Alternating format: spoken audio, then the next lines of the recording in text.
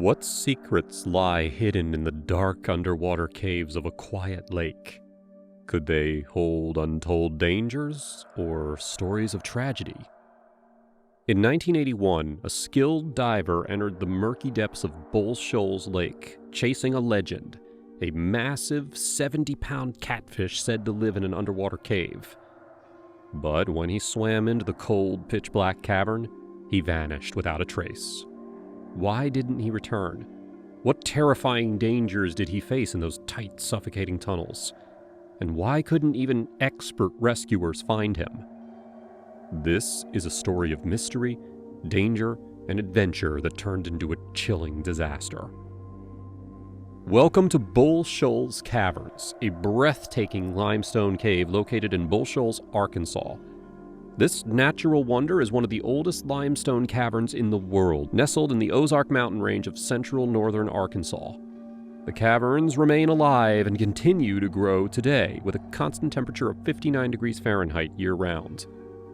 Bull Shoals Caverns is a geological marvel created approximately 350 million years ago during the Ordovician period.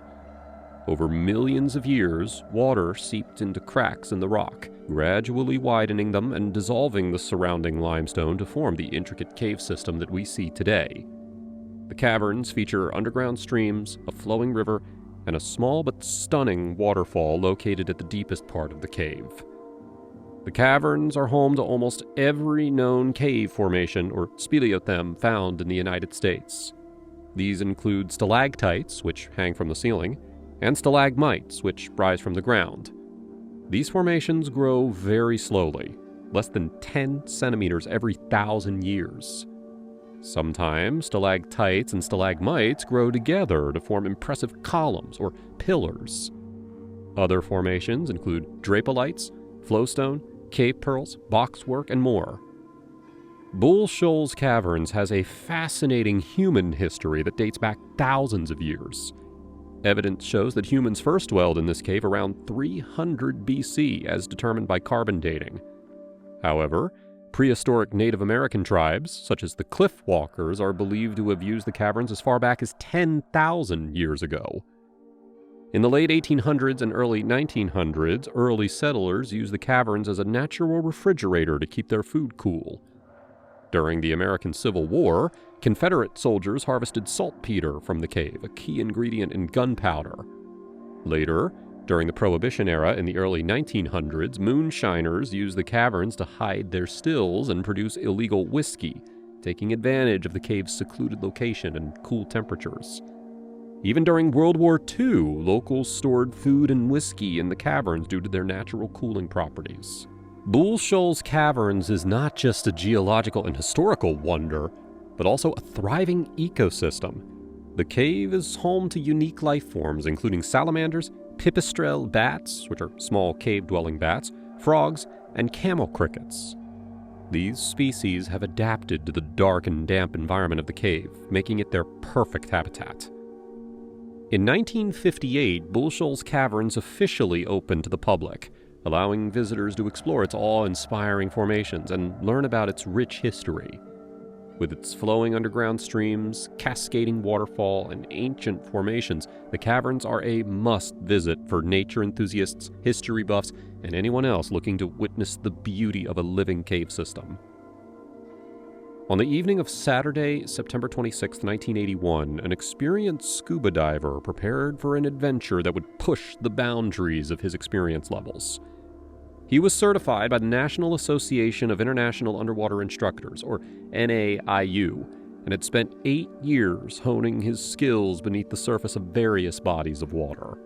For this dive, however, his goal was unusual and ambitious. He planned to explore an underwater cave in Bull Shoals Lake, Arkansas, and attempt a unique method of fishing. His idea was to bait a fishing line with several 5-pound catfish and then take it into the cave in the hopes of luring and catching a legendary 70-pound catfish rumored to inhabit the depths. The diver was excited and confident, believing that his experience would be enough to handle the challenges of the dive. He meticulously checked his equipment, ensuring that his air tanks were full, his safety lines secure, and all his hoses in good condition. Friends who were present noted his enthusiasm as he described the rumored size of the Catfish and the thrill of exploring the mysterious underwater cave.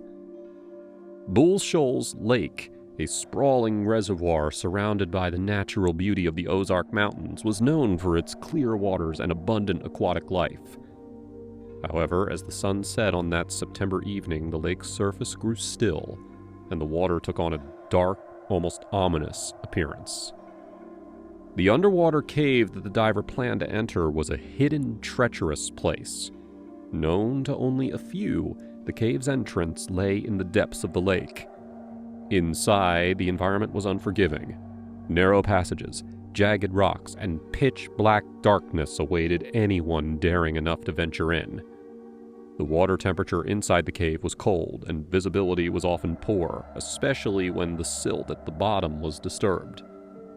Despite these challenging conditions, the diver was determined to proceed. The excitement of the hunt, combined with the allure of the unknown, drove him forward. As the diver slipped into the cold, dark water, his movements were slow and careful. He held the fishing line tightly, making sure that the large catfish that he had used as bait were secure. With every move, he double-checked his equipment, his breathing steady as he prepared for the challenge ahead. At first, everything felt calm. The water around him was still, and he adjusted his gear to maintain perfect control as he descended deeper into Bull Shoals Lake.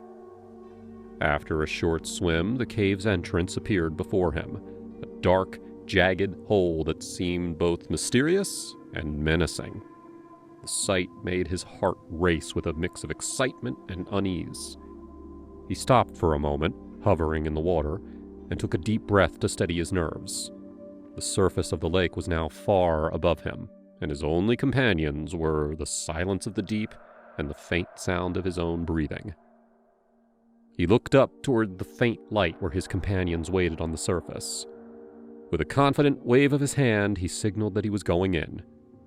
Slowly, he turned back toward the cave, his dive light casting an eerie glow on the sharp rocks surrounding the entrance. As soon as he went into the cave, everything felt different. The nice light from the lake almost completely disappeared, taken over by the heavy darkness inside the cave. The light from his diving lamp shone through the blackness, but it only lit up a small, narrow path in front of him. The cave walls felt close, like they were squeezing him, and sharp, uneven rocks stuck out everywhere, threatening to snag his equipment or rip his diving suit. Every movement felt tense. The diver carefully pulled the fishing line behind him, making sure that it didn't snag on the uneven walls. The cold water pressed against his body, and the silence inside the cave was overwhelming.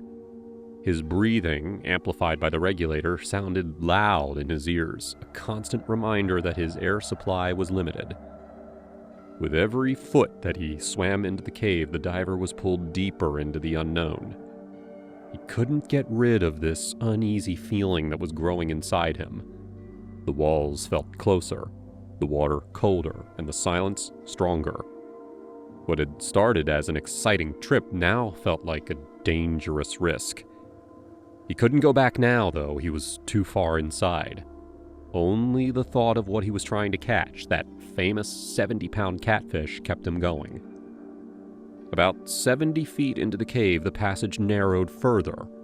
The ceiling lowered to a height of only 16 to 20 inches, forcing the diver to squeeze through the tight space.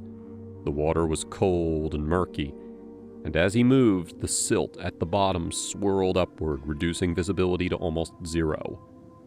Suddenly, the diver found himself stuck. He couldn't move in the narrow passage, and his equipment became snagged on unseen obstacles. He struggled to free himself, but the more he moved, the more the silt clouded the water, making it impossible to see anything. He started to panic when he understood just how serious the situation was. He only had a limited amount of air, and every minute that he struggled used up more of it. The cold water went through his diving suit, making him very cold. He started breathing quickly as he tried to get out of the tight space, scraping his hands on the sharp rocks as he desperately tried to free himself. The only sounds in the silent cave were his heavy breathing and the occasional noise of his equipment hitting the rocks. Time seemed to go on forever, and the diver started to lose hope of escaping. When the diver failed to resurface, his companions on the surface grew concerned. Hours passed, and they realized something was wrong. They contacted local authorities, who quickly organized a search and rescue operation. William Burns, an experienced cave diver from Missouri, was among the first to arrive at the scene. Despite the late hour, he donned his gear and he entered the cave, determined to find the missing diver. Inside, he followed the fishing line and bait, which the diver had left as a marker. Burns reached the narrow passageway where the diver had entered, but he was unable to proceed further due to the low visibility and the tight space. By late Sunday evening, a skilled underwater recovery team from Kansas City, Missouri, arrived to help. They came prepared with advanced gear and years of experience in diving, but nothing could truly prepare them for the dangers of the cave. The team knew that they were no longer attempting a rescue anymore. It had become a recovery mission. The divers worked in pairs, carefully entering the dark and narrow cave. From the moment they slipped below the surface, their challenges began. The water inside the cave was freezing cold, and visibility was almost zero. Silt stirred up by any movement made it nearly impossible to see more than a few inches ahead. The cave's jagged walls stretched on all sides, waiting to snag their hoses or tear at their wetsuits. Despite these obstacles, the team pressed on, inching deeper into the cave. Each pair of divers tried to follow the path taken by the missing man, hoping to find some sign of him. The silence inside was eerie, broken only by the sound of their breathing and the sound of their gear against the rocks. One of the divers, wanting to explore further, went deeper into the cave than anyone had ever gone before. He came to a narrow, upward part of the passage, barely big enough to fit through. He struggled to pull himself up, his equipment scraping against the rocks. The space was so tight and small that he had to move very carefully, making sure that his air tubes didn't get caught on the sharp walls. Just as he started to push forward, disaster struck. Without warning, a large rock came loose from the ceiling above him. The heavy stone struck him hard in the face, sending him reeling backwards. Pain shot through his body as he fought to regain his balance, the sudden impact leaving him stunned. Blood from a small cut on his forehead mixed with the silty water, creating a swirling cloud around him. The diver realized just how dangerous things had become and knew that he had to go back. The chance of more rocks falling was just too high, and his injuries meant that he couldn't continue safely. Carefully, he moved backward out of the narrow passage, his heart beating fast with fear. When the diver came back to the surface, the team got together again to think about what to do next. It was obvious that the cave was just too dangerous to explore anymore. The risk of falling rocks, along with the almost complete darkness and tight spaces, made it impossible to keep searching. The team had to make the very difficult decision to stop the mission. As time passed and hours became days, the chance of finding the diver alive became almost impossible. The cold water, the lack of air, and the dangerous surroundings made it almost impossible for him to survive. The rescue attempt was finally stopped, and the operation changed to a mission to find his body. Yet despite their best efforts, the team was unable to locate the body of the missing diver. The cave's treacherous conditions, combined with the falling rocks and low visibility, just made it too dangerous to continue the search. Tom Cook, an expert in cave diving, later talked about the tragedy and pointed out the mistakes made by the missing diver. He said, quote, "It is very clear that the diver was not using the proper equipment for cave diving. He didn't have a reel, only one light, and used a fish line, which is never safe to rely on as a safety line in such dangerous conditions." The cave, known for its poor visibility and numerous obstacles, required specialized training and equipment to navigate safely. Cook and William Burns believed that the diver planted his bait in the cave, but while doing so, he likely stirred up the silt. This could have created a blinding cloud of particles in the water, making it almost impossible to see. In the confusion, the diver may have let go of the fish line and then lost his way in the darkness. Well, despite their efforts, the search teams were never able to find the diver's body. Byrne speculated that the currents might have carried it into deep water outside the cave's entrance, where it would be impossible to locate him. This tragic incident serves as a sobering reminder of the dangers of cave diving, especially when proper precautions are not taken. The diver was working alone in a hazardous, low-visibility environment, and his lack of the right equipment put him at even greater risk. His story is a heartbreaking lesson about the importance of preparation, safety, and respecting the challenges of underwater caves. As we wrap up this tragic story, if there's one lesson for you to take away from this heartbreaking incident, it is the importance of proper preparation, equipment, and respect for the environment that you're exploring. Cave diving is not something to take lightly. It demands the right tools, training, and team to back you up. No adventure is worth risking your life for, especially when the odds are stacked against you. Now, let us know your thoughts in the comments down below. What do you think went wrong? Could this tragedy have been prevented with better equipment or planning? And also, if you've ever explored caves or had a diving experience, we would love to hear about it from you.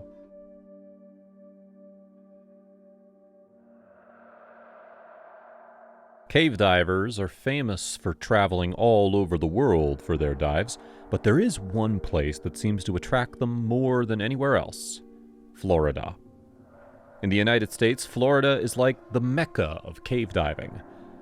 That also, unfortunately, means it is something like the Mecca of death for cave divers as well. Within the state of Florida itself, there is one particular area that has a uniquely imposing stature in the minds of the diving community: the Wakulla Sinks cave system. This intimidating spot is actually the longest underwater cave that has ever been surveyed in the United States, and one of the longest in the world. It is also the spot where, in 2011, a diver named Jim Miller dared to journey deeper than most cave divers ever dream of going, and, due to a freak oversight, met his demise in a way that was both horrifying and unique. The Wakulla Sinks cave system is located near Tallahassee. This almost mythical underwater labyrinth extends a whopping 32 miles under the surface of the state of Florida, reaching astonishing depths as low as 350 feet.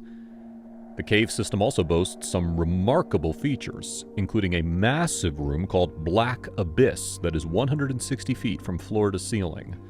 It also houses numerous rare creatures that can only be found there, including the Woodville Karst Cave crayfish and the Florida Cave isopod. Many cave divers view this particular system with a mix of admiration and trepidation.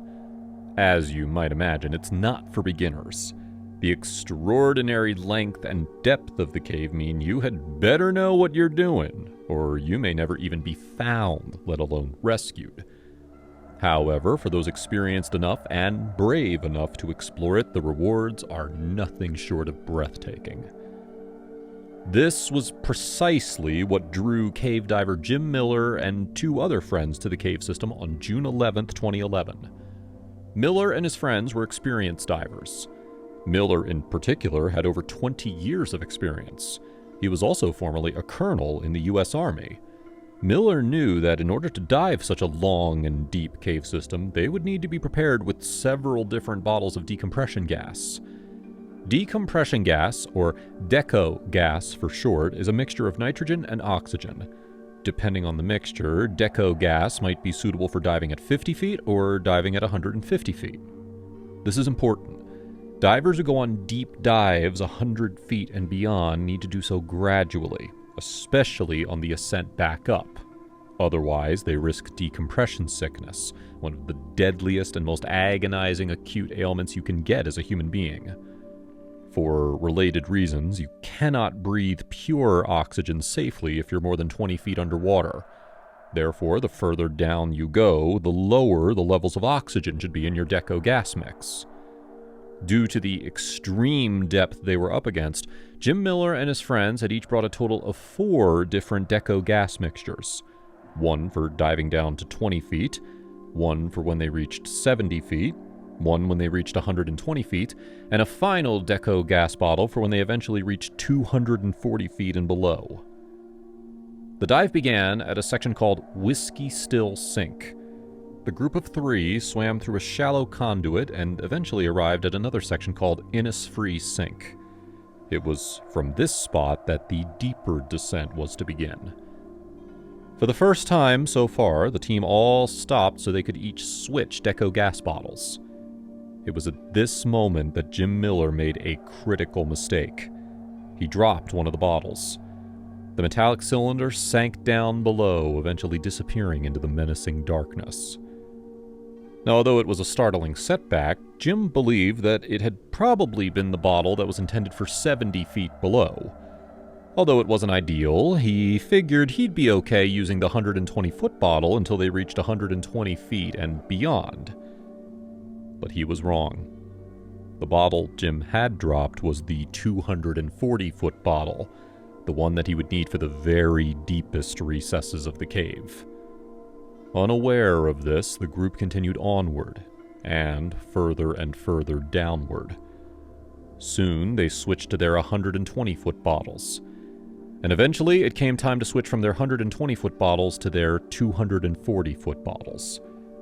Jim Miller and his friends were now swimming at a depth way beyond the reach of any natural daylight, where few divers, however experienced, ever dare to descend. It was critical for survival that all 3 divers had brought properly prepared deco gas bottles for this extreme depth. Breathing too much oxygen at this point could spell doom beyond all their worst nightmares. But unbeknownst to anyone at the time, Jim Miller didn't have the correct deco gas bottle. He had dropped it without realizing which one he had dropped.